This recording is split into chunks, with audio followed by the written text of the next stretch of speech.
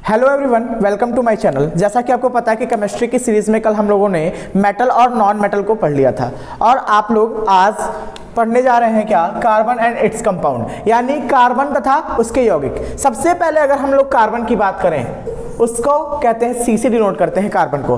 Carbon को introduction हम दे रहे हैं कि कार्बन को हम लोग सी से डिनोट करते हैं। इतनी सी बात आपको पता है, 9th क्लास में आपने पढ़ा है। ठीक, अब देखिए कार्बन का जो एटॉमिक नंबर होता है कितना होता है, 6। कार्बन का एटॉमिक नंबर कितना होता है, 6। आज जब इसकी वैलेंसी पूछी जाएगी तो आपको पता है ना कि Ln 4 कक्षाएं होती हैं, उसमें हम लोग इलेक्ट्रॉनों को भरते हैं। ठीक है, तो इसमें पहले 2 लिखा फिर 4 लिखा, यानी कि इसके लास्ट ऑर्बिट में इलेक्ट्रॉन है कितने, 4। यानी कार्बन के लास्ट ऑर्बिट में कितने इलेक्ट्रॉन होते हैं, 4। आप बता लेंगे। और इसी वजह से कार्बन जो है वो कितने बॉन्ड कवर करता है, अपने साथ 4 एलिमेंट्स को जोड़ने की प्रवृत्ति रखता है ना। तो चलिए देखते हैं। यह एग्जांपल मैंने लिया है CH4 का, सबसे अच्छा एग्जांपल हमने लिया CH4 मीथेन। देखिए यहां पर सबसे पहले कार्बन के पास कितने था, 1 2 3 4।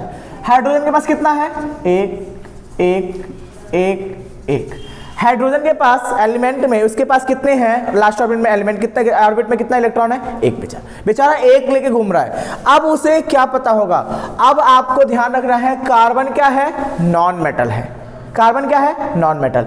और पता है आपको नॉन मेटल और मेटल के बीच में सहसंयोजी बंध बनते हैं, यानी कोवेलेंट बॉन्ड।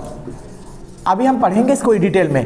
कोवेलेंट बॉन्ड का मतलब क्या होता है, इनके बीच में, अब देखो कार्बन भी नॉन मेटल है, हाइड्रोजन भी नॉन मेटल है। अब एक ही जाति समुदाय के हैं तो वो लोग क्या करते हैं, आपस में क्या करते हैं, बॉन्डिंग बनाते हैं, बंध बनाते हैं। ये हम लोग पढ़ेंगे। अभी हमने पिछले चैप्टर में आयनिक बॉन्ड के बारे में पढ़ा था, आपको याद होगा, Na+Cl-, यानी कि ये पॉजिटिव है, ये निगेटिव है। अब आपको पता है कि जो दे रहा है वो अमीर है, यानी पॉजिटिव साइन में होगा, और Cl ले रहा है उससे तो उसका क्या होगा, निगेटिव होगा। तो जो ये है ये आयनिक बॉन्ड है, लेकिन हम कोवेलेंट बॉन्ड पढ़ेंगे। इसमें क्या होता है, इलेक्ट्रॉनों का साझा हो जाता है ना, सब एक दूसरे से साझा कर लेंगे, है ना। तो ये क्या बन जाएगा, CH4। ठीक है, आपको कार्बन की प्रॉपर्टी पता चली। अब देखिए कार्बन, प्रॉपर्टी ऑफ कोऑर्डिनेशन क्या होता है। कार्बन एक ऐसा कंपाउंड है, कंपाउंड जब बनाता है तो इनके बीच में जो बॉन्डिंग बन रही है, ये देखिए खुद से भी बॉन्डिंग बनाएगा, यानी कि C और C के बीच में भी बॉन्ड बनेगा। यानी कि कार्बन कह रहा है कि मैं अपने खुद के साथ भी क्या होता है, सेल्फ लिंकेज का काम करता है, यानी खुद के साथ भी बॉन्डिंग बनाने की प्रवृत्ति रखता है। ये इसका इंट्रोडक्शन रहा। अब देखिए different physical form of any element, और किसी भी एलिमेंट के साथ, जैसे कि Cl है, जो भी नॉन मेटल है, उनके साथ भी क्या करता है, ये बॉन्डिंग बनाने की क्या करता है, नेचर रखता है। ठीक है, अब आगे हम पढ़ते हैं different physical form of any elements. देख लीजिए,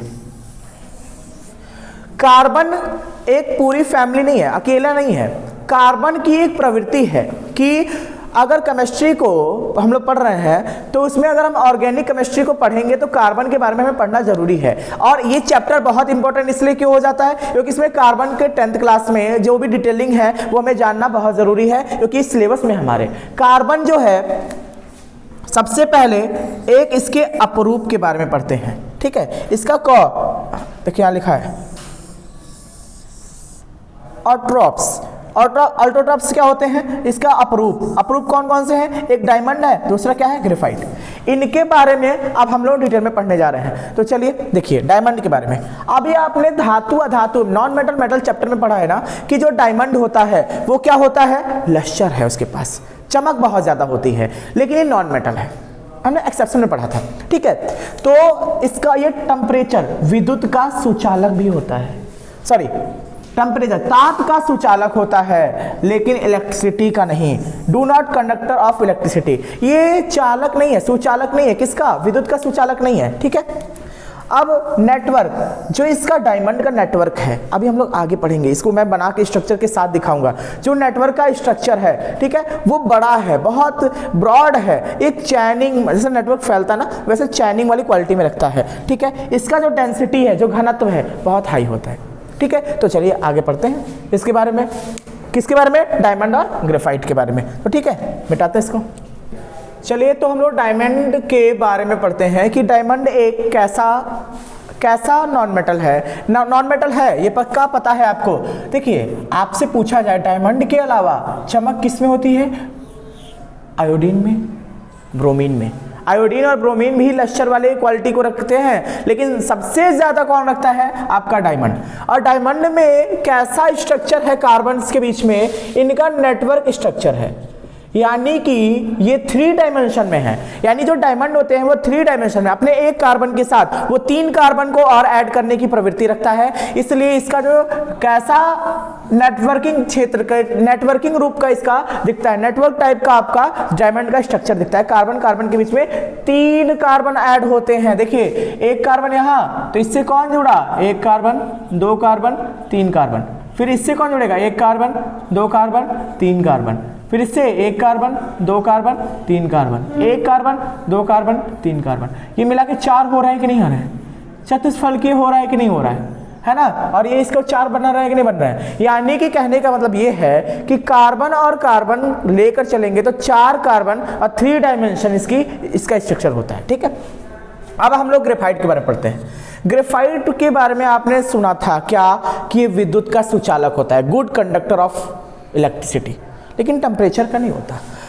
इसमें लश्चर तो होता है, बहुत कम होता है। आपने देखा ना, पेंसिल का जो रॉड होता है वो ग्रेफाइट से ही बना होता है। अब पेंसिल का जो रॉड ग्रेफाइट से, प्योर ग्रेफाइट नहीं, 100% ग्रेफाइट नहीं है, इसलिए उसमें लश्चर थोड़ा होता है। ये मैं मानता हूँ बात को, लेकिन आपको ये ध्यान रखना है कि सबसे ज्यादा लश्चर अगर किसी नॉन मेटल में होता है तो उसका आंसर क्या है? डायमंड है। अगर ऑप्शन में ना हो डायमंड तो ब्रोमीन, आयोडीन लगा सकते हैं। समझ में आया? आगे देखिए, अब इनके बीच में जो ये देखिए, अब हम ग्रेफाइट की बात करें। ग्रेफाइट क्या करता है? कार्बन कार्बन के बीच में 2 पेयर बनते हैं, यानी कि 2 डायमेंशन फिगर बनेगा किसका? ग्रेफाइट का। यानी कार्बन कार्बन के बीच में जो बन रहा है वो 2 क्या कर रहे हैं? 2 कार्बन को ऐड कर रहे हैं, 2 कार्बन को। ठीक है, अब देखिए यहां पर जो इसका स्ट्रक्चर है आप देख सकते हैं, 1 2 1 2 1 2 करके, है ना? 1 कार्बन के साथ 2, फिर 1 कार्बन के साथ कितने बनना है? 1 कार्बन के साथ 2, फिर ऐसे बनेगा, फिर ऐसे बनेगा, फिर ये बढ़ते चले जाएंगे, है ना? ये बनता चला जाएगा, 1 कार्बन के साथ 2, फिर 1 कार्बन के साथ 2, ऐसे ही बनते बनते चले, 2 कार्बन ऐड होते रहेंगे। अब देखिए, इसमें कौन सा फोर्स काम कर रहा है? इन सबसे ज्यादा इंपॉर्टेंट यही है कि इसमें जो फोर्स काम कर रहा है, वंडरवॉल फोर्स। वंडरवॉल फोर्स क्या होता है? ये वंडरवॉल फोर्स आप लोग फर्स्ट ईयर में जाके 11 में पढ़ेंगे। ये वंडरवॉल फोर्स के कारण एक दूसरे से, अभी पूछा जा सकता था, आप इतना बताइए कि ग्रेफाइट का जो स्ट्रक्चर है वंडरवॉल फोर्स की वजह से क्या हो रहा है? एक दूसरे से क्या है? जुड़े हुए हैं, एक दूसरे से बॉन्डिंग बना लिए। अभी मैं पूछूं मेरा और आपसे, आप मेरे सामने पढ़ रहे हैं, मेरा और आपसे कौन सा फोर्स हम लोग के बीच में काम कर रहा है? तो आप क्या बताएंगे? क्या बताएंगे? Gravitational force. किन्हीं 2 वस्तुओं के बीच में, यानी अगर दो ऑब्जेक्ट हैं उनके बीच में सामान्यतः अगर पूछा जाए कौन सा फोर्स काम कर रहा होता है? Gravitational force. समझ में आया आप लोग को? ठीक है, और इनके जो मॉलिक्यूल्स होते हैं, लार्ज गैप बिटवीन इनके जो मॉलिक्यूल्स के बीच में जो गैप होता है वो बहुत ज्यादा होता है ग्रेफाइट के अंदर। हाँ, अब देखिए इसमें लश्चर होता है, बहुत कम होता है, बहुत कम। अब इसकी आकृति देखिए, कुछ ऐसे है ना, अगर एक आकृति को हम लोग लेकर देखें तो कुछ ऐसे हैं। तो इसमें कितनी भुजाएं हैं? 1 2 3 4 5 6। तो इसको हेक्सागोनल रिंग्स भी कहते हैं, रिंग, है ना? हेक्सागोनल रिंग भी कहते हैं। क्यों कहते हैं हेक्सागोनल? मतलब जिसकी 6 भुजाएं हैं, है ना? खटभुज, है ना हिंदी में। ठीक है, अब देखिए डायमंड के यूजेस मैंने यहां लिखे हैं, ग्रेफाइट के यूजेस मैंने यहां लिखे हैं। देखिए यहाँ पे इसके यूजेस क्या है? डायमंड ज्वेलरी बनाने के काम आता है। ठीक है, आपको पता होगा ना, ग्लास को काटने में भी डायमंड का यूज किया जाता है, यानी एब्रेसिव भी है, ये अपघर्षक भी है, ये एब्रेसिव भी है। ठीक है, आई सर्जरी में इसका वर्क किया जाता है ना, आई सर्जरी में। ठीक है, और ग्रेफाइट का सेल बैटरी में, लुब्रिकेंट, सबसे इंपॉर्टेंट लुब्रिकेंट क्या होता है? ऐसा, अब ग्रेफाइट को आप देखें ना, ग्रेफाइट को अगर आप हाथ में लेंगे, ऐसे छुएंगे तो एकदम बहुत ही सॉफ्ट, पेंसिल के रॉड को कभी छुआ है आपने? कितना चिकना है, उसे ही कहते हैं लुब्रिकेंट, यानी उसमें चिकनाई बहुत होती है ना? उसका पाउडर जो होगा बहुत ही ज़्यादा सॉफ्ट होगा, ठीक। और इलेक्ट्रोड की तरह इसका प्रयोग किया जाता है। इलेक्ट्रोड तो आपको पता है ना, इलेक्ट्रोड की तरह भी इसका प्रयोग किया जाता है, ठीक है। अब देखिए, अब हम लोग बार बार जिसको बार बार नाम ले रहे थे ना, कार्बन पढ़ रहे थे कि ये नाम वो नाम, बहुत नाम ले रहे थे। कोवैलेंट, ये क्या होता है कोवैलेंट बॉन्ड? कोवैलेंट बॉन्ड ऐसा बॉन्ड जिसमें इलेक्ट्रॉन का आदान प्रदान नहीं, इलेक्ट्रॉन का साझा होगा, पार्टनरशिप होगी, उसी को हम लोग कहते हैं कोवैलेंट बॉन्ड, ठीक है। अब यहां पर देखिए आप लोग, a type of chemical bond in which two atoms share pair of electron. उसमें क्या होगा? शेयरिंग एंड केयरिंग, यानी कि मान लीजिए इसके पास, देखिए मैं एग्जांपल लेता हूं, हाइड्रोजन के पास कितने इलेक्ट्रॉन होते हैं? एक, ठीक। अब क्या, दो हाइड्रोजन H2 बनाना, गैस बनाना चाहते हैं, H2 बनाना चाहते हैं, तो क्या करेंगे? एक इलेक्ट्रॉन वो उसको देगा नहीं, उसके पास एक है तो उसके पास जीरो रहेगा क्या? नहीं रहेगा। तो क्या करेंगे? एक दूसरे का साझा करेंगे। तो साझा किया, इसने इसको दिया, इसने इसको, तो इन दोनों के बीच में कैसा बॉन्ड बना? Single bond. कोवैलेंट बॉन्ड इसे ही कहते हैं। नॉन मेटल, अभी आपके सिलेबस में 10th क्लास के सिलेबस में क्या है कि मेटल और मेटल के बीच में हमें कोवैलेंट बॉन्ड देखने को नहीं मिलता, एक्सेप्शन है, वो आप फर्स्ट टाइम पढ़ेंगे। लेकिन जो आपका बॉन्डिंग है नॉन मेटल के बीच में, जो बॉन्डिंग मैक्सिमम बॉन्डिंग जो बन रही है, वो ऐसा कैसा बन रहा है? कोवैलेंट बॉन्ड बन रहा है, सहसंयोजक बंध, सहसंयोजक बंध। अब इसके प्रकार हम लोग पढ़ने जा रहे हैं। देखिए आप एक एग्जांपल और लेते हैं। नाइट्रोजन के लास्ट ऑर्बिट में कितने इलेक्ट्रॉन होते हैं? 5। कितने होते हैं? 5। अब देखिए 1 2 3 4 5। अब देखिए नाइट्रोजन अब 5 उसके पास है और उसको ऑक्टेट पूरा करना है, यानी 8 इलेक्ट्रॉन पूरा करना है कि नहीं करना है? 8 इलेक्ट्रॉन पूरा करना है। तो उसे कितने इलेक्ट्रॉन की जरूरत है? 3 इलेक्ट्रॉन की। अब देखो नाइट्रोजन गैस बनानी है तो N2 तो बनाना पड़ेगा। तो उसके लिए क्या करेंगे? दोनों अपने 3 इलेक्ट्रॉन अपने सामने रखेंगे, ठीक। और फिर इसका ये 3 इलेक्ट्रॉन अपने सामने रखेगा, कहेंगे क्या? बॉन्डिंग बनाएंगे, क्या? कोवैलेंट बनाएंगे, कोवैलेंट बॉन्ड बनाएंगे। और उसे क्या कहेंगे? N ट्रिपल बॉन्ड N, यानी कि इसमें कौन सी बॉन्डिंग है? Covalent bonding. अगर आपसे कोई पूछे कि नॉन मेटल से कौन सा बॉन्ड बनता है तो आप बताएंगे कोवैलेंट बॉन्ड। समझ में आया? कोई दिक्कत है? ये कॉन्सेप्ट आप दिमाग में रखिएगा। चलिए आगे बढ़ते हैं, इसके बहुत सारे अभी हमें पढ़ने हैं। चलिए तो हम लोग पढ़ते हैं ये सिंगल बॉन्ड, डबल बॉन्ड और ट्रिपल बॉन्ड आखिर क्या होता है? क्या होता है single bond, double bond, triple bond? इसको देख लीजिए एक बार। जब हम एक इलेक्ट्रॉन का साझा करेंगे, एक इलेक्ट्रॉन का अगर पार्टनरशिप हो रही है तो उनके बीच में सिंगल बॉन्ड। अब ऑक्सीजन को पता है आपके पास कितने इलेक्ट्रॉन उसके पास लास्ट ऑर्बिट में होते हैं? 6। कितने होते हैं? 6, ठीक है। अब इनके बीच में कितने इलेक्ट्रॉन होते हैं? 6 इलेक्ट्रॉन होते हैं। अब इनको चाहिए कितने पूरा करने के लिए? 8। तो 2 इसने और 2 इसने सामने रखा और दोनों ने क्या कर लिया? पार्टनरशिप कर लिया। तो इनके बीच में कैसा बॉन्ड बना? डबल बॉन्ड बना, ठीक है। जितने इलेक्ट्रॉन साझा होंगे वैसी बॉन्डिंग बनेगी। और नाइट्रोजन का तो अभी आपने देखा, सॉरी, नाइट्रोजन के बीच में कौन सा बॉन्ड होता है? Triple bond. ये single bond, double bond, triple bond, इसे कहते हैं कोवैलेंट बॉन्डिंग, ठीक है। अब हम लोग आगे बढ़ते हैं। अगर ऑर्गेनिक कंपाउंड्स की बात किया जाए कि ऑर्गेनिक कार्बनिक यौगिक क्या होते हैं, तो आप बताएंगे ऐसे यौगिक जिसमें कार्बन और हाइड्रोजन का संयोग होता है, उसका जुड़ाव होता है, वो सारे के सारे यौगिक कैसे कहलाते हैं? कार्बनिक यौगिक। बिल्कुल, ये बहुत आसान है कि जिसमें कार्बन और हाइड्रोजन की बात की जाए वो कैसे यौगिक कहलाएंगे? कार्बनिक यौगिक। जाहिर सी बात है, बहुत अच्छे, ठीक है। अब देखिए हाइड्रोकार्बन क्या है? अब इसमें हम लोग जो मेन टॉपिक है वो पढ़ने जा रहे हैं, हाइड्रोकार्बन फैमिली। सबसे अच्छा चैप्टर हाइड्रोकार्बन एक बहुत ही ज्यादा 10th क्लास के लिए इंपॉर्टेंट टॉपिक है। तो चलिए पढ़ते हैं। हाइड्रोकार्बन नाम है उसके। अब हाइड्रोकार्बन के 2 बेटे, कौन? एक सैचुरेटेड और एक अनसैचुरेटेड। सैचुरेटेड को कहते हैं हम लोग संतृप्त हाइड्रोकार्बन और असंतृप्त कार्बन अनसैचुरेटेड को कहते हैं। आपको अभी पता चलेगा। जैसे आप लोग पता है कि संतृप्त सैचुरेटेड कार्बन क्या होते हैं? जिनके बीच में सिंगल बॉन्ड बनता है। ऐसे कार्बन जिनके सिंगल बॉन्ड को रिप्रेजेंट करें वो सारे सैचुरेटेड हाइड्रोकार्बन होते हैं। जैसे आप लोग का भी कभी कभी नाम होगा, राशन कार्ड में कुछ और है और स्कूल का कुछ और है ना? तो देखिए जो सैचुरेटेड हाइड्रोकार्बन है ये इसका घर का नाम है। आपका घर का नाम छोटा होता है, जैसे कि मैंने किसी का नाम लिखा, कुछ भी ले लो, मान्या, मान लो मान्या नाम रखा है ना। अब मान्या, अब उसको घर पे सब क्या बुलाएंगे, मन्नू, मन्नू करके बुलाएंगे, ठीक है। तो उसका नाम मन्नू पड़ गया, उसका वो घर का नाम हो गया। लेकिन एक हाइड्रोकार्बन है, इसमें इसके घर का ही नाम क्या है, सैचुरेटेड हाइड्रोकार्बन, इसका घर का नाम है। अब इसका जो राशन कार्ड पे नाम है वो क्या है, एल्केन्स। यानी कि जो एल्केन है वो उसके राशन कार्ड का नाम है। अगर अंगूठा नहीं लगाएगा तो राशन नहीं मिलेगा। तो ये सब काम कौन कर रहा है, एल्केन कर रहा है। समझ में आपको आया।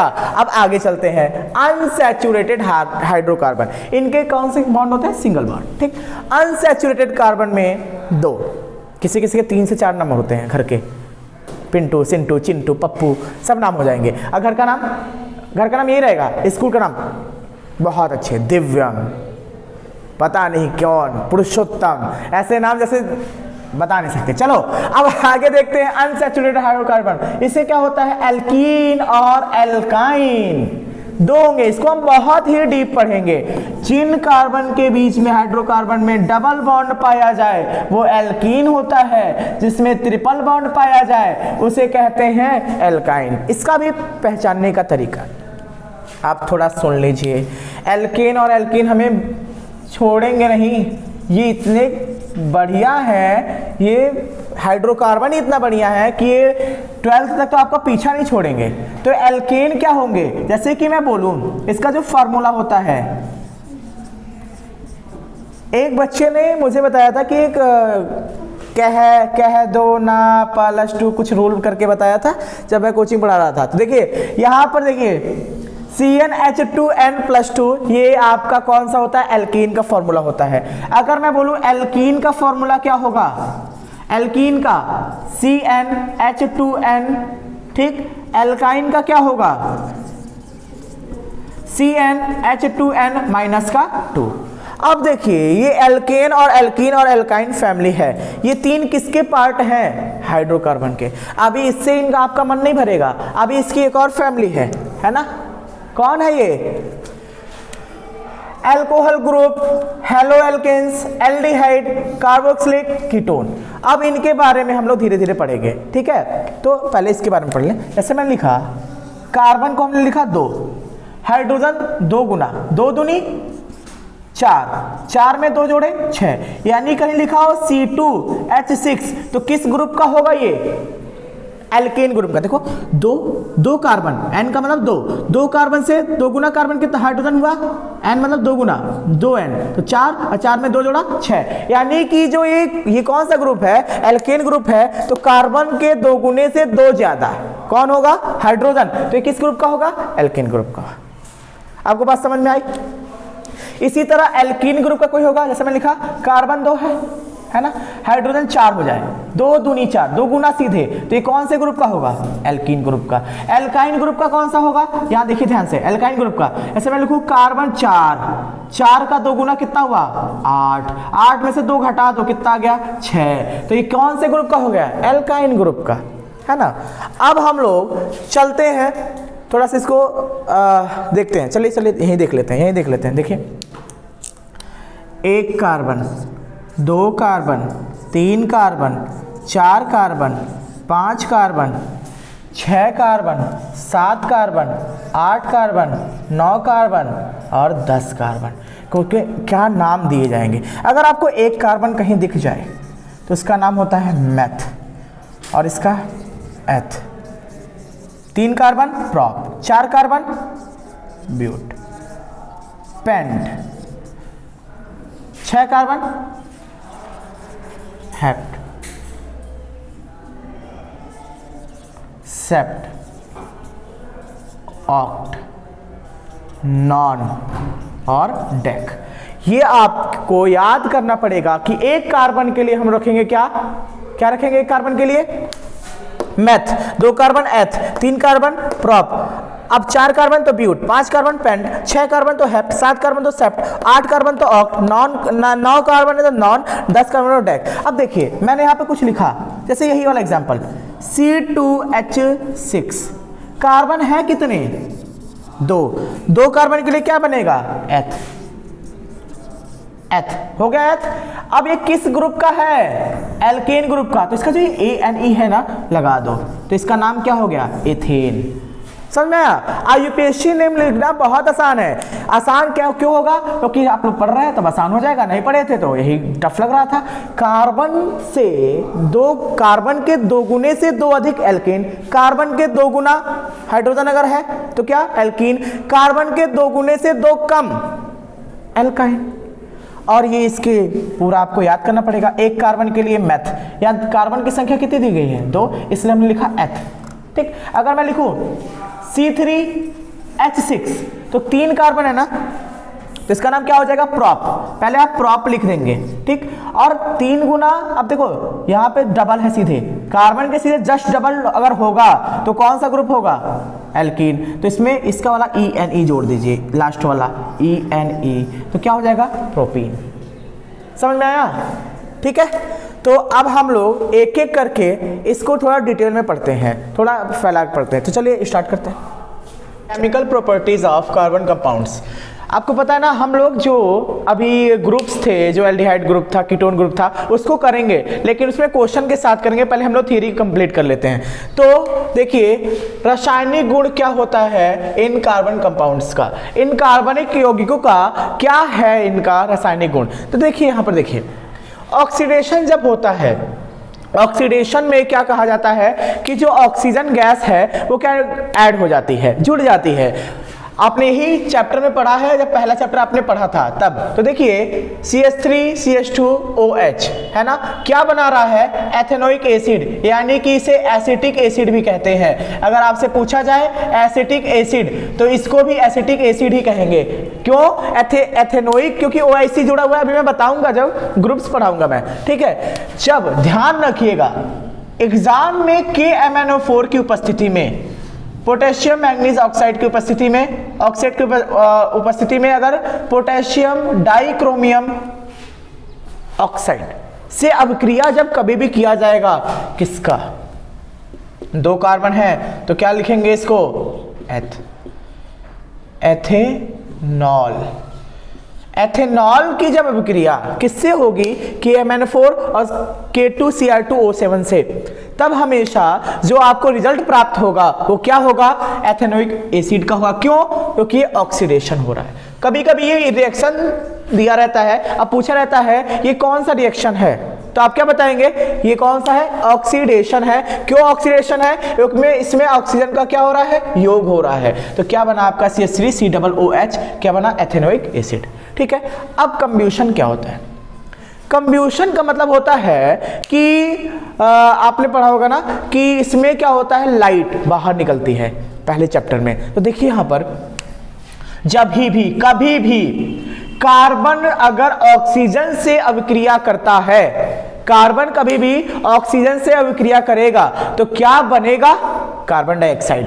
ये आपको पता होना चाहिए, ये है आपका कंब्यूशन। और जब कार्बन डाइऑक्साइड गैस बनती है तो उसके साथ क्या निकलेगा, हीट, और ये लाइट, यानी हीट यानी कि ताप, और इसका प्रकाश भी निकल सकता है, ठीक है। अब अगला एग्जांपल दिया CH4, मेथेन गैस के साथ जब ऑक्सीजन के 2 यानी कि 2O2 है ना, 2 ऑक्सीजन के अणु को ऑक्सीजन गैस इसमें प्रवाहित की, ठीक। तो हमें क्या प्राप्त हुआ, कार्बन डाइऑक्साइड तो प्राप्त हुआ, जल भी प्राप्त हुआ, लेकिन हीट और लाइट दोनों प्राप्त हुई। यानी कि आपको पता होना चाहिए कि कभी भी जब भी कार्बन जो ऑक्सीजन से अभिक्रिया करेगा तो हीट और लाइट तो निकालेगा ही। ये कंब्यूशन रिएक्शन की प्रॉपर्टीज है, समझ में आपको आया। एडिशन रिएक्शन बहुत महत्वपूर्ण है, पेपर में आया हुआ यही है। अब इस समय बोर्ड की आप लोग प्रिपरेशन कर रहे हैं तो हम लोग सब कुछ शॉर्ट में देखेंगे। क्या है एडिशन रिएक्शन का मतलब, क्या होता है, एडिशन रिएक्शन में जब भी निकेल या PD लेड है ना, जब भी इनकी उपस्थिति में कोई भी डबल बॉन्ड का कार्बन जब निकेल की उपस्थिति में जब रिएक्ट कराया जाता है तो किसमें चेंज होता है, सिंगल बॉन्ड में। यानी आप ये कह सकते हैं कि ये हाइड्रोकार्बन कैसे हैं, हाइड्रोकार्बन कैसे हैं, ये हाइड्रोकार्बन वो है जो डबल बॉन्ड को सिंगल बॉन्ड में कन्वर्ट करने का काम कौन करता है, एडिशन रिएक्शन। योगात्मक अभिक्रिया, योगात्मक अभिक्रिया जो होती है वो क्या होती है, single bond to double bond to single bond में कन्वर्ट होती है। यहाँ पे देखिए आपका ये रिएक्टेंट कोई भी था, कोई भी रिएक्टेंट और इसमें जुड़ा हुआ हो, C जुड़ा हुआ, O जुड़ा हुआ हो, H जुड़ा हो, कोई कुछ भी जुड़ा हुआ हो, ठीक है, तो इसमें क्या होगा, ये सिंगल बॉन्ड में आप, इसलिए किसकी उपस्थिति में, ये याद रखिएगा, निकिल और PD की उपस्थिति में। अगला है सब्स्टिट्यूशन रिएक्शन, यानी कि प्रतिस्थापन अभिक्रिया, प्रतिस्थापन अभिक्रिया। इसमें क्या होता है, ये सबसे बेस्ट एग्जांपल है, सबसे बेस्ट एग्जांपल क्या है, ये क्या करता है, कोई ना कोई कंपाउंड को क्या करता है, अलग करने की क्षमता रखता है, मतलब प्रतिस्थापित कर जाता है, अलग कर देता है। जैसे कि मैंने एग्जांपल लिया CH4 methane plus chlorine gas, जब इसका रिएक्ट कराया तो देखिए इसने अपना H क्या किया, त्याग दिया, यानी उसमें सब्स्टिट्यूशन मेथड में क्या होता है, हाइड्रोजन का विस्थापन हो जाता है, हाइड्रोजन विस्थापित हो जाता है, इसी को हम लोग कहते हैं सब्स्टिट्यूशन रिएक्शन। अब देखिए हाइड्रोजन विस्थापित हुआ तो क्या बना, HCl। अब देखिए यहाँ पे देखिएगा CH4 को जब HCl की उपस्थिति में, सनलाइट की उपस्थिति में, UV है ना, HV कह सकते हैं, UV कह सकते हैं, है ना, सनलाइट की उपस्थिति में जब रिएक्शन कराते हैं तो CH3Cl बन जाता है, ठीक, और CH4Cl2 को जब रिएक्ट कराते हैं CH4 और क्लोरीन गैस को तो CH3Cl बनता है। अब देखिए इसका रिएक्शन CH3Cl बना, फिर से हमने क्या दिया, सनलाइट। ये क्वेश्चन आ सकता है कि HCl की उपस्थिति में CH3Cl को जब रिएक्ट कराएगा तो क्या बनेगा, CH2Cl बनेगा। यानी आप देख रहे हैं क्या, H का विस्थापन होता जा रहा है। ये देखिए बहुत ध्यान देने वाली यही चीज है आपको, H यहाँ 3 था, यहाँ कितना कन्वर्ट हुआ, HCl की उपस्थिति में, जब सनलाइट की उपस्थिति में हमने क्या, इसको क्या किया, रिएक्ट कराया। तो फिर आगे देखिए, फिर हमने क्या कराया, सनलाइट की उपस्थिति में HCl से जब रिएक्ट कराया तो क्या बना, यहाँ H कितना था, 2 था, फिर H की कमी हो गई, 1 H की कमी हुई, यानी बार बार H का क्या हो रहा है, विस्थापन हो रहा है, प्रतिस्थापन हो रहा है। तो देखिए H यहाँ पे हटा, फिर जब इसका सनलाइट की उपस्थिति में और फिर HCl की उपस्थिति में जब इसका रिएक्शन कराया तो क्या बना, CCl4, यानी कि हमें H तो मिला ही नहीं, H का विस्थापन हो गया। समझ में आएगा, प्रतिस्थापन हो गया। इसे कहते हैं सब्स्टिट्यूशन रिएक्शन। ऐसे रिएक्शन जिसमें हाइड्रोजन का विस्थापन हो जाए, प्रतिस्थापन हो जाए, इसी रिएक्शन को कहते हैं सब्स्टिट्यूशन मेथड। समझ में आया, ऑक्सीडेशन समझ में आया, इसमें ऑक्सीजन का योग हो रहा है, कम्बिशन में हीट निकल रही है, और किसकी उपस्थिति में, यहाँ पर निकिल। और ये याद रखिएगा बहुत इंपॉर्टेंट, ऑक्सीडेशन वाला हो जाता है कब, जब KMnO4 और K2Cr2O7 की बात की जाए, ठीक है। चलिए अब आगे हम लोग पढ़ते हैं एथेनोइक एसिड, जो भी अभिक्रिया है, जो बनने का उसके कुछ गुण है, प्रॉपर्टीज है, उसके बारे में पढ़ते हैं। चलिए सम इम्पोर्टेंट कार्बन कंपाउंड्स, कुछ इस चैप्टर में कुछ यौगिक ऐसे हैं जिनके बारे में आपको पढ़ना है। तो पहला आपका कंपाउंड्स है एथिल अल्कोहल और एथेनॉल। एथिल अल्कोहल का यहाँ पे दिखा हुआ है CH3CH2OH को हम लोग कहते हैं एथिल अल्कोहल। जब हम अभी आयुपेशी नोमेनक्लेचर अभी पढ़ने जा रहे हैं, अभी पढ़ेंगे, इसको पहले समझ लीजिए। देखिए क्या है, पहले इसका रिएक्शन पूछा जाता है सोडियम के साथ अभिक्रिया, यानी Na के साथ जब इसका रिएक्शन होता है तो क्या बनता है। तो हमेशा देखिए जब भी एथिल अल्कोहल का यानी एथेनॉल का, ये ऑल लगेगा ना, OH लगा है तो 2Na के साथ जब अभिक्रिया करेंगे तो क्या बनेगा, 2CH3CH2ONA। क्या किया इसने, H को विस्थापित किया, यानी H को हटाने का काम करता है। जब भी सोडियम के साथ अभिक्रिया होगी किसी भी अल्कोहल के साथ, तो आपको ध्यान में ये रखना है कि H क्या, हाइड्रोजन जो हाइड्रोजन है वो बाहर की तरफ जाएगा, हाइड्रोजन गैस निकलेगी, ठीक है। तो देखिए यहां पर आप देखिएगा, यहां से लेकर यहां तक इनके बीच में कैसा बॉन्ड है, कोवैलेंट बॉन्ड। ये आपको पता ना, सहसंयोजक बंध है। थोड़ा डीप में इसको देखिएगा, सहसंयोजक बंध है, ठीक, इनके बीच में, ठीक, CH3 CH2 के बीच में सहसंयोजक बंध है, O तक भी बॉन्ड। अब देखिए यहाँ पे, यहाँ O निगेटिव है, Na प्लस में है, तो यहाँ पे कौन सा बॉन्ड बना, आयोनिक। यानी कि आपको ये पता होना चाहिए, क्या पता होना चाहिए, कि जो कार्बन कार्बन के बीच में यहाँ पे जो बॉन्डिंग बनी है कोवेलेंट, यानी कि जब भी सोडियम की अभिक्रिया किसके साथ होती है, एथिल अल्कोहल या एथेनॉल के साथ, तो हमें दो बॉन्ड एक साथ देखने को मिलते हैं। वो कौन कौन से बॉन्ड है, एक आपका कोवेलेंट बॉन्ड और आयनिक बॉन्ड, यानी कि दोनों देखने को मिलेंगे और हाइड्रोजन गैस बाहर निकलेगी। ये ध्यान रखिएगा कि दो बॉन्ड एक साथ बनते हैं, सहसंयोजक बंध और कैसा, आयनिक बंध। ठीक, आगे देखिए, जब इसका निर्जलीकरण करना हो, जब भी एथिल अल्कोहल का, यहां देख लीजिए, एथिल अल्कोहल का जब भी निर्जलीकरण करना हो, यानी कि इससे जल को, निर्जलीकरण का मतलब क्या होता है, या देखिए डिहाइड्रेशन, मतलब कि आपको वाटर को इससे बाहर निकालना है, तो क्या करेंगे, H2SO4 सांद्र कॉन्सेंट्रेट सांद्र H2SO4 के साथ अभिक्रिया कराएंगे, तो ये क्या बनके तैयार हो जाएगा, एथिलीन। एथिलीन और प्लस H2O। अब एथिलीन में कौन सा बॉन्ड हो रहा है, ईन लगा हुआ है, तो CH2 डबल बॉन्ड CH2OH ऐसे बनता है। सर मैं अभी कभी कभी ऐसे अगर रिएक्शन दिया हुआ हो तो घबराइएगा मत, CH2 दो बार C है तो C2 H2 H4 है ना, दो दो मिलकर। ठीक है, अब देखिए आगे, एथेनोइक एसिड बहुत इंपॉर्टेंट। एथेनोइक एसिड इस चैप्टर का सबसे ज्यादा पूछा गया हुआ क्वेश्चन है। क्या है, CH3COH, ये आपका एक अल्कोहल है। OH देखने से आप ये मत कहिएगा कि ये एक क्षारीय प्रकृति बेसिक है, ये कैसा है, एसिडिक है। कैसा है, क्षारीय अम्लीय प्रकृति का है। जब इसके साथ Na सोडियम की अभिक्रिया कराते हैं तो देखिए फिर से यहां पर जब भी सोडियम के साथ ये एथेनोइक एसिड या एसिटिक अम्ल या एथिल अल्कोहल अभिक्रिया करते हैं तो दो बॉन्ड बनते हैं आपके, covalent bond and ionic bond, यानी कि सहसंयोजक बंध और कौन सा बंध, आयनिक बंध। ठीक है, और हाइड्रोजन गैस बाहर निकलेगी। ये आपको समझ में आ गया ना, जब भी Na के साथ अभिक्रिया होगी तब। फिर से हमने क्या किया, अब हमने ये अम्लीय प्रकृति है, अम्लीय प्रकृति का बना है ना, अम्लीय प्रकृति है, इसने H को विस्थापित किया। लेकिन आगे देखिए, हम क्षार के साथ NaOH के साथ अभिक्रिया करते हैं। जब NaOH के साथ अभिक्रिया करते हैं, यानी कि सोडियम हाइड्रोक्साइड के साथ जब अभिक्रिया करेंगे तो क्या बनेगा, ध्यान रखिएगा, इसमें H2O बनेगा। जब भी हम लोग एथेनोइक एसिड यानी एसिटिक एसिड के साथ रिएक्शन कराते हैं, किसका, NaOH का, सोडियम हाइड्रोक्साइड का, तो क्या बन के तैयार होता है हमारा, CH3COONA और प्लस H2O, है ना। समझ में आया आपको, H2O यानी जल आपका, वाटर जो है वो आपका बाहर निकलेगा। ठीक ठीक, अब जो इस चैप्टर का, इसमें एथेनोइक एसिड में जो इंपॉर्टेंट है वो है आपका एस्टरिफिकेशन, यानी कि क्या कहते हैं उसे, एस्टरीकरण।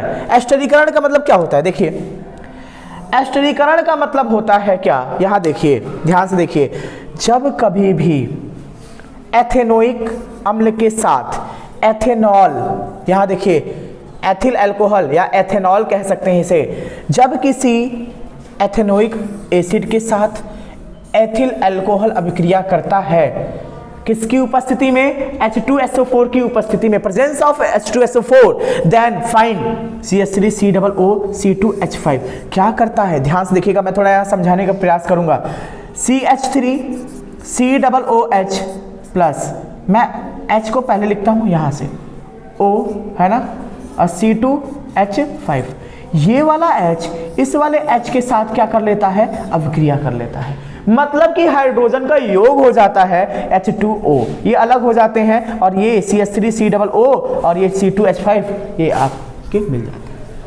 इसी से क्या बनता है, इसी को हम लोग एस्टर कहते हैं, CH3COO C2H5, इसी को हम लोग कहते हैं एस्टर। और एस्टर का जो आप लोग क्वालिटी देखेंगे, इसका कुछ देखेंगे, H2 जो है वो क्या है, H2O है, जल है आपका। ठीक है, और जब यहाँ पर आप देखेंगे एस्टर, एस्टर क्या है, एस्टर का जो स्मेल होता है ना, बहुत ही ज्यादा फ्रूटी स्मेल। अगर इस चैप्टर से क्वेश्चन पूछे कि फ्रूटी स्मेल वाला कौन सा ऐसा कंपाउंड है इसका स्मेल फ्रूटी होता है, तो आपका मतलब कि जैसे कि फलों का जैसे महक होता है ना, बहुत ही ज्यादा लाइट, बहुत ज्यादा तीक्ष्ण नहीं, बहुत ज्यादा हाई नहीं, बहुत ज्यादा light, soft smell is called ester, है ना। ऐसी कोई वस्तु जिससे मीठा अनुभव हो, जैसे अपने एप्पल का जो महक है, जो उसका स्मेल है, फ्रूटी है ना, वैसे वाली जो महक होती है, वैसा वाला जो स्मेल होता है, वही एस्टर है। ठीक है, चलिए तो अब हम लोग इसका आयुपेशी नोमेनक्लेचर करते हैं। ठीक है, इसमें कोई दिक्कत नहीं। ठीक, चलिए तो हम लोग IUPAC नोमेनक्लेचर को एक बार देख लेते हैं। कुछ क्वेश्चंस हम यहाँ पे समझाने का प्रयास करेंगे आप लोगों को, जो कि एग्जाम में लगभग आपकी हेल्प करेगा। देखिए, सबसे पहले आप लोग को हर एक चीज रटनी नहीं है। पहले तो यहाँ देखिए, आपको मैंने बताया था, आप लोग वीडियो पीछे करके देख सकते हैं, एक कार्बन है तो मैथ होगा, 2 कार्बन अगर है तो एथ होगा, 3 कार्बन है तो आपका प्रॉप होगा, 4 कार्बन है तो आपका ब्यूट होगा, 5 कार्बन है तो आपका पेंट होगा। ये सब बहुत बेसिक चीजें थी। अब थोड़ा सा आपको आगे देखना है, लेवल आपको थोड़ा सा हाई मिलेगा इसमें। और मैंने ये भी बताया था एल्कीन क्या होता है, एल्कीन क्या होता है और एल्काइन क्या होता है। इस चीज पे हम लोग का डिस्कस हो गया था। अब मैं आपसे कहूं कि एक ग्रुप होता है जिसका नाम होता है एल्किल ग्रुप। एल्किल ग्रुप मतलब क्या होता है, CnH2n-1, CnH2n-1, यानी कि जितना कार्बन है, कार्बन के 2 गुने से 1 कम, वो कौन सा कहलाएगा, एल्किल ग्रुप। जैसे मैंने लिखा C2H5, देखिए कार्बन कितना है, 2, 2 गुने से कितना है, 1 ज्यादा, यानी कि देखिए यहाँ पे C2H5 बना तो इसका नाम क्या होगा, एथ। पहले मैथ है तो इसका नाम, 2 कार्बन है तो क्या होगा, एथ। एथ हो गया तो ये हो जाएगा एथिल। क्या बन गया, एथिल। CnH2n+1, CnH2n+1 होगा तो वो कौन सा ग्रुप होगा, एल्किल ग्रुप होगा। अब यहाँ पे हम कुछ इंपॉर्टेंट है जिसको हम लोग थोड़ा सा ट्रिकी से, थोड़ा सा ट्रिक लगा के इन आयुपेशी नोमेनक्लेचर को सॉल्व करेंगे। चलिए, पहला है आपका कार्बोक्सिलिक एसिड COOH, इसके लास्ट में OH जुड़ेगा। जैसे कि मैं बोलूं CH3 CH2 COOH। ठीक, अब इसका नाम क्या है, पहला इसका क्या है, एक लंबी सीरीज चल रही है। सबसे पहले आप जो क्षैतिज है, हॉरिजॉन्टल, इसको आप जितनी लंबी चैन बन रही है उस बड़े चैन को आप देखेंगे। कार्बन पहला, यहाँ कार्बन कितने हैं, 1 कार्बन, यहाँ 2 कार्बन। ठीक, और ये तो हमारा अनुलग्नक है, जो यानी कि सफिक्स हमारा जुड़ा हुआ है। ठीक है, अब यहाँ पे कार्बन, 2 कार्बन के लिए आपका क्या होता है, एथ। क्या होगा, एथ। 2 कार्बन में आपका एथ हो गया। आपका हाइड्रोजन देखिए, यहाँ पर आप अगर मिला के लिखना चाहे तो ऐसे लिखेंगे ना, C2H5COOH। देखिए C2H5COOH, तो इसका नाम क्या हो जाएगा, अभी आपने इसका एग्जांपल किया है, पिछले जो कंपाउंड से किए थे, इसका नाम क्या हो जाएगा, एथेन। एथेन तो आपका पहले से था, एथेन, एथेन हो गया। ठीक, उसमें क्या जुड़ जाएगा, OIC, यानी कि बन जाएगा क्या, एथेनोइक। क्यों ऐसा OIC जुड़ रहा है, क्योंकि COOH हमें दिख रहा है, COOH हमें दिखेगा तो हम लोग OIC लगाएंगे। ठीक, ऐसे ही एल्डिहाइड ग्रुप होता है। एल्डिहाइड ग्रुप में क्या जुड़ा होता है, CHO। अब कई लोग कहेंगे कि सर यहाँ पे भी COOH है, यहाँ पे CHO है, कैसे पहचानेंगे। देखिए CHO और आपका कीटोन हमेशा आखिरी में, मतलब जो चैन चल रही है, जो चैन बन रही है, उसके लास्ट में ही ये क्या होते हैं, सफिक्स जो होते हैं वो जुड़े होते हैं। जैसे कि मैं बात करूं, इसमें एल्डिहाइड में CHO ऐड होता है, और जब आपको CHO एक साथ दिख जाए तो उसमें क्या आप जोड़ेंगे, अल। क्या जोड़ेंगे, अल। जैसे कि मैं बोलूं CH2 CH3 CH2 CHO, तो एल्डिहाइड ग्रुप का हुआ कि नहीं हुआ, तो इसका नाम अब चेंज हो गया। 2 कार्बन थे, H5 था, लेकिन अब यहाँ पे क्या है, CHO है, तो इसका नाम क्या हो जाएगा, एथेन तो रहेगा ही, अल, तो एथेनल। समझ में आया? CHO दिखा, Al लगाया तो एथेनॉल हो जाएगा, कोई दिक्कत? अब आगे चलते हैं। कीटोन ग्रुप बहुत बार पेपर में पूछा हुआ, इससे 1 नंबर का क्वेश्चन जरूर आता है। और 1 नंबर में समझिए, क्योंकि इसके 6 क्वेश्चन आते हैं। 6 क्वेश्चन मतलब 6 नंबर आपके तैयार हुए। अगर आपको आईयूपीएससी नॉमेनक्लेचर आप अनसॉल्व लगाएंगे तो 6 से 7 नंबर के क्वेश्चन इसी से आते हैं। और केमिस्ट्री में 7 नंबर, वो भी 25 में 7 नंबर, सिर्फ ये चैप्टर कवर कर रहा है तो बहुत बड़ी बात है। ठीक है, कीटोन जो ग्रुप है उसमें C डबल बॉन्ड O, अभी आप देखेंगे कई जगहों पे, यहां देखिए C डबल OH होता है, तो इनके आप देखिए यहां पर कई जगह ऐसे लिखा होता है C double bond O single bond OH। C और O के बीच में डबल बॉन्ड होगा, कोई मतलब नहीं बनता है, लेकिन अगर C double bond O last में दिख जाए, है ना, O डबल बॉन्ड O बनता है, तो इनके बीच में कोई ना, C के बॉन्डिंग जो होनी चाहिए वो किससे डबल बॉन्ड O से बननी चाहिए, तो उसमें 1 जुड़ता है। जैसे मैंने एग्जांपल लिया, ये दिखेगा आपको कहीं ना कहीं दिखेगा C डबल बॉन्ड O, तो देखिए यहाँ पे H। ठीक है, तो यहाँ पे देखिए कितने कार्बन हुए, ये दो में CH3 CH2, तो इससे ये कन्वर्ट हुआ 2 1 3 2 इसके पास थे ही, 2 1 3 4। ठीक है, इसके कितने हुए 2 1 3 1 4, C के भी पूरे हो गए। तो C डबल बॉन्ड O अगर दिख जाए कहीं पे भी तो उसमें 1 जुड़ता है, तो ये कीटोन ग्रुप का है। जैसे कि इसका नाम क्या है, 1 कार्बन 2 कार्बन, तो क्या आ जाएगा एथेनॉन, 1 जुड़ जाएगा लास्ट में तो एथेनॉन हो जाएगा। इसी तरह अल्कोहल ग्रुप में अभी मैंने पढ़ाया, एथेनॉल पढ़ाया है, उसमें OL जुड़ता है, लास्ट में क्या जुड़ता है, OH दिख जाए कहीं पे भी सिंगल बॉन्ड से। और मैंने अभी बताया जो CHO है और C डबल बॉन्ड O है, वो चेन के लास्ट में ही, एंडिंग में नहीं तो लास्ट में, है ना, तभी ऐड होंगे, तभी उसको हम लोग इस ग्रुप को बहुत ध्यान से देखेंगे। अब पहला क्वेश्चन आपका आईयूपीएससी नॉमेनक्लेचर का पहला क्वेश्चन। सबसे पहले मैंने अभी कहा, सबसे पहले आप हॉरिजॉन्टली जो सीरीज चल रही है उसको पहले ध्यान से करेंगे, पहले सीरीज को देखेंगे। तो देखिए पहले क्वेश्चन है पहला, CH3 और इससे आपका CH3 यहाँ पे इसका ऐड हुआ है। ठीक है, अब देखिए यहाँ पे पहला कार्बन, दूसरा कार्बन, तीसरा कार्बन, तो आपने कार्बन की संख्या कितनी देख ली, 3 है। कार्बन कितना है, 3 है। और 3 कार्बन के लिए क्या होता है, प्रोपेन होता है। और CH3 ये तो ऐड हुए हैं ना, ये क्या है, ऐड हुए हैं, और कार्बन से 2 गुने से 1 ज्यादा, कौन सा ग्रुप, एल्किल ग्रुप। ध्यान दीजिएगा यहाँ पे, जो ऐसे सीरीज आपने जो सबसे लंबी सीरीज है ऐसे देखेंगे, फिर उसके बाद से देखिए आपने CH3 देखा, तो यहाँ पे ये क्या है, में देखिए 1 कार्बन, ये 2 कार्बन, तो यहाँ पे पहला ये कार्बन है, ये कौन सा ग्रुप है, मेथिल, मैथ, और फिर YL जोड़ देंगे तो क्या हो जाएगा, मेथिल। अब मेथिल जो है कितनी बार है, एक मेथिल ये, दूसरा मेथिल ये, तो क्या हो गया, 2 मेथिल। तो हम लोग लिख सकते हैं 2 डाइमेथिल प्रोपेन। इसका पूरा नाम क्या होगा, ये प्रोपेन है पूरा, ठीक, 2 डाइमेथिल प्रोपेन।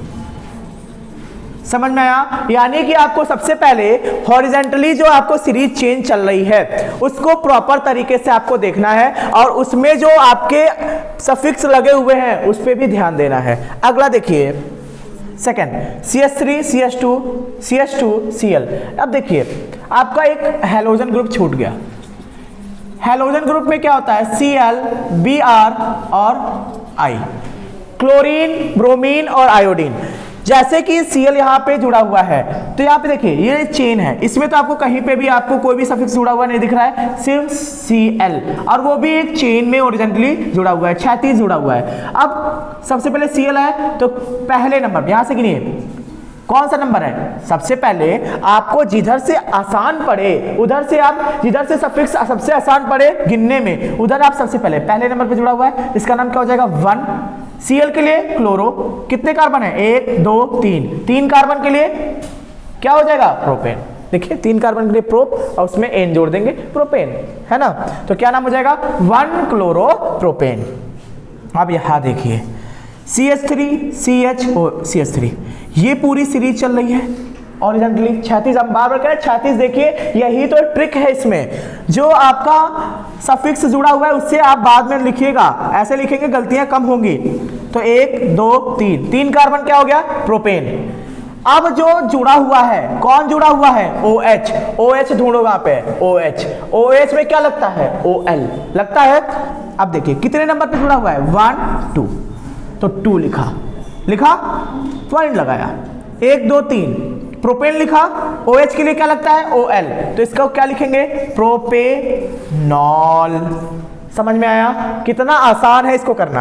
अब आगे देखिए, ये थोड़ा सा अच्छा क्वेश्चन है। देखिए CH3 ये बना हुआ है, C डबल बॉन्ड O है, C डबल बॉन्ड O कब बनता है, कीटोन ग्रुप में। अब कीटोन ग्रुप को हम देख रहे हैं ध्यान से, तो देखिए यहां पर CH3 कितने कार्बन है, यहां पर कितने कार्बन है, 2 1 2, तो क्या हो जाएगा, एथ लगेगा कि नहीं लगेगा, एथ पक्की बात है लगेगा, तो एथ हमने लगा दिया। एथिल, क्यों एथिल लगाया, CH3 और कार्बन देखो C2 है ना, C2H5 ऐसे। अगर तो ये क्या होगा, एथिल हो गया। अब देखो ये कौन से ग्रुप का है, कीटोन ग्रुप का है, कीटोन ग्रुप का है, इसमें ऑन जुड़ेगा तो एथे यहाँ पे बोल सकते, देखो एथेनॉन, ये तो C2H5 है, अलग से है, ये डबल बॉन्ड O जुड़ा हुआ है, सिंगल बॉन्ड से जुड़ा हुआ है, तो इसका नाम पूरा क्या हो जाएगा, एथिल एथेनोएट, एथिल एथेनोएट। इसको ध्यान से रखिएगा, C2H5 को ध्यान से देखिएगा, यहाँ पर ये सिंगल बॉन्ड O से जुड़ा हुआ है, लेकिन ये C2H5 जो है इस पे ध्यान दीजिएगा, ये एथेनोएट है, तो एथिल एथेनोएट। समझ में आया। इसका एक और नाम हो सकता है, क्या नाम हो सकता है, 1 कार्बन 2 कार्बन, ठीक, 2 कार्बन यहां दिख रहे हैं आपको, तो एथेनॉन, एथिल एथेनॉन भी लिख सकते हैं, ठीक, दोनों सही है। अब ये वाला आपका क्वेश्चन बढ़िया क्वेश्चन है। देखिए कार्बन अकेला था यहाँ पर, CH3 ऐड इसको किए गए हैं, ठीक। अब आपको मैंने बताया था कि सबसे पहले एक आप लंबी चैन को देखेंगे, जो लंबी चैन होगी हॉरिजॉन्टली होगी उसको आप देखेंगे। सबसे पहले यहाँ पर देखिए कार्बन इसमें कितने हैं, 1 2 3 4 5 कार्बन आपको दिख गए ना, तो इसका नाम आपको क्या लिखना है, पेंटेन। इसका नाम मैंने लिख दिया पेंटेन। अब कौन जुड़ा हुआ है, इधर से देखो, इधर से भी सेकंड में जुड़ा हुआ है, इधर से भी सेकंड में जुड़ा हुआ है, तो सेकंड में कितने जुड़े हुए, 2, तो 2 2, ठीक। अब देखो इधर से 1 2 3 4, चौथे पे भी जुड़ा हुआ है, यानी कि कितने मेथिल ग्रुप जुड़े हुए हैं, 3, एक इधर से दूसरे से, फिर इधर से दूसरे पे, फिर इधर से चौथे पर, यानी कि हम लिख सकते हैं क्या, 1 2 3, यानी ट्राई। 3 है तो ट्राई, 2 है तो डाई, तो इसमें क्या होगा, 2 2 4 ट्राई मेथिल पेंटेन।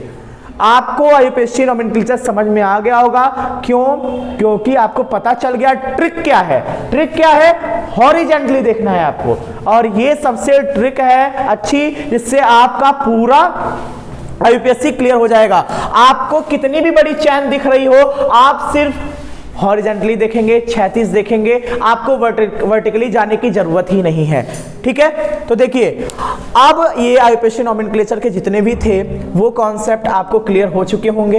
अब आपको क्या करना है, जितने भी आईयूपीएससी आपके सिलेबस में है, अवतार में, विद्या में, क्वेश्चन बैंक जितने भी हैं वो सब लगा के देखिए। अगर डाउट है तो टेलीग्राम का लिंक आपके बायो, मेरे बायो में होगा, वहां से आप ले लीजिएगा, और वहां पे आप उसका जो भी क्वेश्चन डाउट है वो आप भेज दीजिए मुझे, और मैं सॉल्व करके आपको भेजूंगा, ठीक है। तो आज के लिए सिर्फ इतना ही।